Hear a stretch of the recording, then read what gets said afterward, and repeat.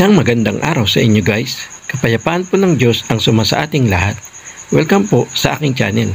Ang ituturo ko ngayon ay kung paano i-charge itong electric scooter. So sa dalawang solar panel.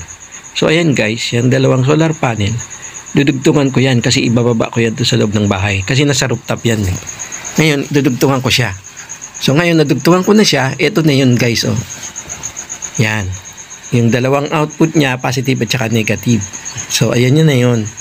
Tapos, itong dalawang output ng isang solar, tsaka yung kabila, yung dalawa na yan.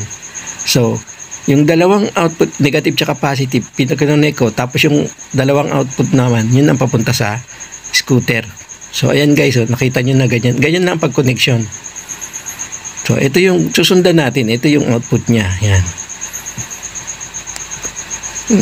Yan o, yung dalawang wire papunta sa kabilang solar panel, tapos ito naman yung isang wire papunta sa kabilang solar panel. So ayan na guys, yung output niya papunta na dun sa electric scooter. Charge na siya. So part 2 na to guys. Binaba ko lang kasi yung una kong vlog sa taas na sa rooftop. Ngayon ibinaba ko na siya. So eto na yung connection niya. Ayan o. So, papunta doon para safe na ako guys. Ayan, oh. Ito yung wire. Susundan lang natin guys. Yan. So, ayan yung charger niya na pang kuryente. Ito guys, oh. Nakita nyo. So, ito na yun. Yan. Yan yung papunta sa solar. So, naka-charge na siya sa solar panel. Ayan, oh. So, ngayon, itetest natin kung nag-charge siya. Pinapatay ko siya guys kasi para mas matipid. Kasi pag lagi siya nakabukas, habang nagcha-charge, mapupundi yung LED niya, mapupundi. Tapos, maano pa, o konsumo pa sa kuryente. So ngayon, ayan guys, checkin lang natin kung talaga nagcha-charge siya. Pinapakita ko lang sa inyo. Pero mas okay yan ang nakapatay. Mas mabilis yan mag-charge. So ayan guys, nasa 69% na. Siguro mga 3 hours ko na siyang naka-charge yan guys. Kaya nasa 69 na siya. So, ayan guys, kita nyo.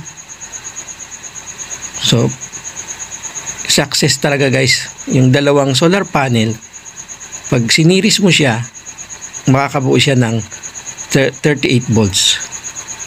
So, ayan guys, So, ngayon, pinapatay natin yan kasi guys, mapupundi yung LED pag nakabukas siya kasi indication niya na nagcha-charge siya. Ganyan talaga siya bukas, pati yung nasa puwet.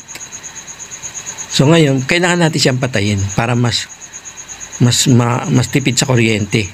Mas mabilis mag-charge at saka hindi mapupundi yung LED, yung ilaw niya. So ayan guys, So tapos ito naman guys yung charger.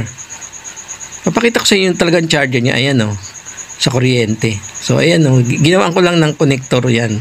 Kaya pag walang araw, pwede yung gamitin. So guys, nakita nyo guys.